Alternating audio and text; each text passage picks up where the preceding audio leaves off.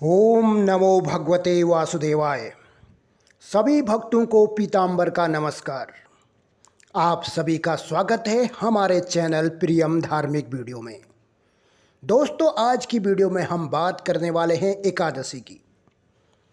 आप सभी लोगों से अनुरोध है कि वीडियो को अंत तक जरूर देखें और वीडियो को अपने दोस्तों व रिश्तेदारों के साथ अवश्य शेयर करें और चैनल को सब्सक्राइब जरूर करें। तो दोस्तों, वीडियो में आगे बढ़ते हैं। हिंदू शास्त्रों के अनुसार हर व्रत का अपना महत्व और लाभ होता है। ऐसा माना जाता है कि व्रत रखने से भगवान का दिव्य आशीर्वाद मिलता है और भक्तों पर सुख और समृद्धि की वर्षा होती है। सभी व्रतों में एकादशी व्रत का बहुत ही महत्वपूर्ण स्थान है। हर वर्ष 24 एकादशियां होती हैं। भाद्रपद माह के कृष्ण पक्ष की एकादशी को अजा एकादशी कहा जाता है। इस बार 10 सितंबर रविवार को अजा एकादशी पड़ रही है। इस दिन भगवान विष्णु की पूजा की जाती है और उन्हें समर्पित व्रत रखा जाता है। इस व्रत को करने से सभी पापों से मुक्ति मिलती है और सभी मनोकामनाएं पूरी होती हैं। पंचांग के अनुसार इस साल अजा एकादशी के दिन दो खास संयोग बन रहे हैं। आइए जानते हैं अजा एकादशी का व्रत कब रखा जाएगा, व्रत के नियम क्या है और इसके लिए शुभ मुहूर्त क्या है, इस एकादशी की पौराणिक कथा क्या है, वो अन्य सभी बातें विस्तार से हम जानेंगे। तो भक्तों, सबसे पहले जान लेते हैं अजा एकादशी 2023 में कब पड़ रही है। साल 2023 में अजा एकादशी व्रत 10 सितंबर रविवार को रखा जाएगा। एकादशी तिथि प्रारंभ होगी 9 सितंबर 2023 को शाम 7:17 से। एकादशी तिथि समाप्त होगी 10 सितंबर 2023 को रात 9:28 पे। जो व्रत के पारण का समय होगा वो रहेगा 11 सितंबर प्रातः 6:04 से प्रातः 8:30 तक। भक्तों, अब जान लेते हैं अजा एकादशी 2023 पर वो कौन से दो शुभ संयोग बन रहे हैं। इस साल अजा एकादशी के दिन दो शुभ संयोग बन रहे हैं। पहला रवि पुष्य योग और दूसरा सर्वार्थ सिद्धि योग है। रवि पुष्य योग सायं 5:06 से अगले दिन प्रातः 6:04 तक रहेगा और सर्वार्थ सिद्धि योग सायं 5:06 से 11 सितंबर प्रातः 6:04 तक रहेगा। भक्तों, अब जान लेते हैं अजा एकादशी व्रत का महत्व और लाभ। अजा एकादशी के दिन भगवान विष्णु की पूजा की जाती है और इससे उनका आशीर्वाद प्राप्त होता है।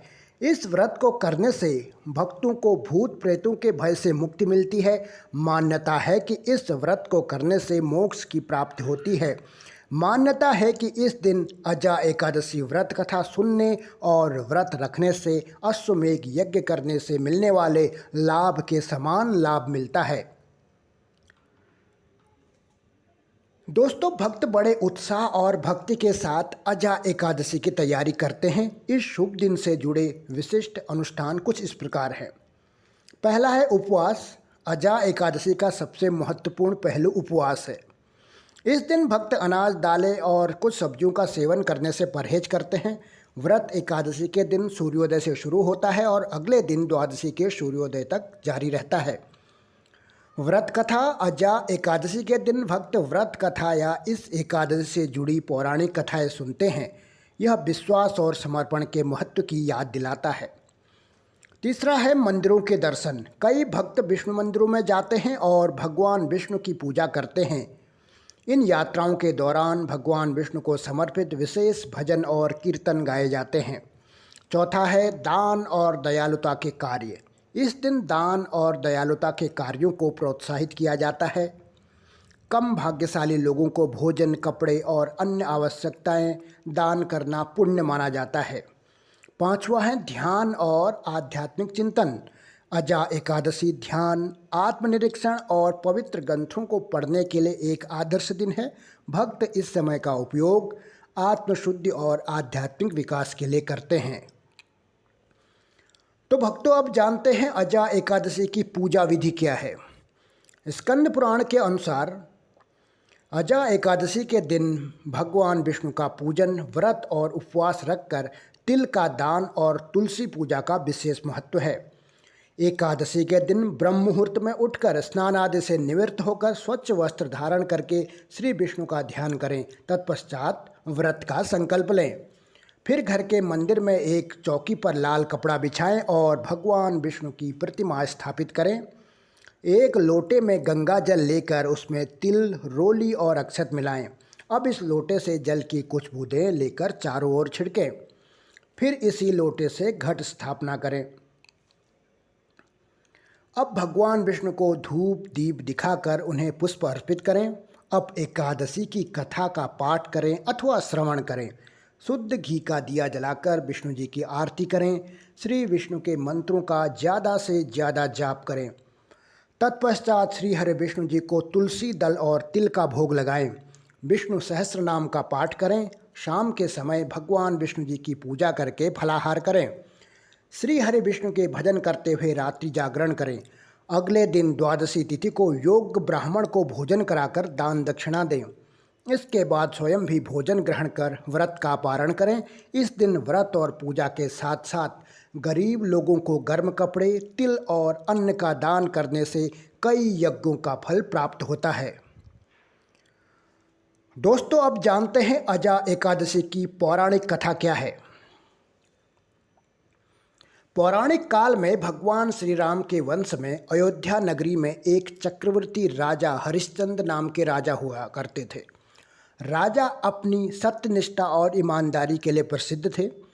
एक बार देवताओं ने इनकी परीक्षा लेने की योजना बनाई। राजा ने स्वप्न में देखा कि ऋषि विश्वामित्र को उन्होंने अपना राजपाट दान कर दिया है। सुबह विश्वामित्र वास्तव में उनके द्वार पर आकर कहने लगे, तुमने स्वप्न में मुझे अपना राज्य दान कर दिया। राजा ने सत्यनिष्ठ व्रत का पालन करते हुए संपूर्ण राज्य विश्वामित्र को सौंप दिया। दान के लिए दक्षिणा चुकाने हेतु राजा हरिश्चंद्र को पूर्व जन्म के कर्मफल के कारण पत्नी, बेटा एवं खुद को बेचना पड़ा। हरिश्चंद्र को एक डोम ने खरीद लिया जो शमशान भूमि में लोगों के दाह संस्कार का काम करवाता था। स्वयं वह एक चांडाल का दास बन गया। उसने उस चांडाल के यहाँ कफन लेने का काम किया, किंतु उसने इस आपत्ति के काम में भी सत्य का साथ नहीं छोड़ा। जब इसी प्रकार उसे कई वर्ष बीत गए तो उसने अपने इस नीच कर्म पर बड़ा दुख हुआ और वह इससे मुक्त होने का उपाय खोजने लगा। वह सदैव इसी चिंता में रहने लगा कि मैं क्या करूं, किस प्रकार इस नीच कर्म से मुक्ति पाऊं। एक बार की बात है, वह इसी चिंता में बैठा था कि गौतम ऋषि उसके पास पहुँचे। हरिश्चंद्र ने उन्हें प्रणाम किया और अपनी दुख भरी कथा सुनाने लगे।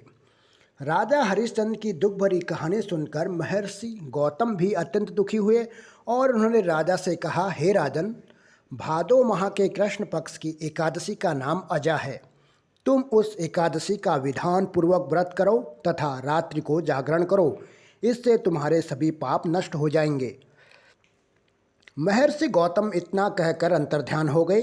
अजा नाम की एकादशी आने पर राजा हरिश्चंद्र ने महर्षि के कहे अनुसार विधान पूर्वक उपवास तथा रात्रि जागरण किया। इस व्रत के प्रभाव से राजा के सभी पाप नष्ट हो गए। उस समय स्वर्ग में नगाड़े बजने लगे तथा पुष्पों की वर्षा होने लगी। उन्होंने अपने सामने ब्रह्मा, विष्णु, महेश तथा देवेंद्र आदि देवताओं को खड़ा पाया। उन्होंने अपने मृतक पुत्र को जीवित तथा अपनी पत्नी को राजसी वस्त्र तथा आभूषणों से परिपूर्ण देखा। व्रत के प्रभाव से राजा को पुनः अपने राज्य की प्राप्ति हुई। वास्तव में एक ऋषि ने राजा की परीक्षा लेने के लिए यह सब कौतुक किया था, परंतु अजा एकादशी के व्रत के प्रभाव से ऋषि द्वारा रची गई सारी माया समाप्त हो गई और अंत समय में हरिश्चंद्र अपने परिवार सहित स्वर्गलोक को गए। हे राजन, यह सब अजा एकादशी के व्रत का प्रभाव था। जो मनुष्य इस उपवास को विधान पूर्वक करते हैं तथा रात्रि जागरण करते हैं, उनके सभी पाप नष्ट हो जाते हैं और अंत में वे स्वर्ग को प्राप्त करते हैं। इस एकादशी व्रत की कथा के श्रवण मात्र से ही अश्वमेध यज्ञ के फल की प्राप्ति हो जाती है। बोलो जय श्री हरि। तो दोस्तों, आज की वीडियो यहीं तक। मिलते हैं अगली वीडियो में। लेकिन उससे पहले आप सभी लोगों से अनुरोध है कि वीडियो को अपने दोस्तों व रिश्तेदारों के साथ अवश्य शेयर करें, चैनल को सब्सक्राइब जरूर करें, क्योंकि दोस्तों अच्छी बातें सभी तक पहुंचनी चाहिए। तो अनुमति दीजिए अपने मित्र पीताम्बर को। ओम नमो भगवते वासुदेवाय।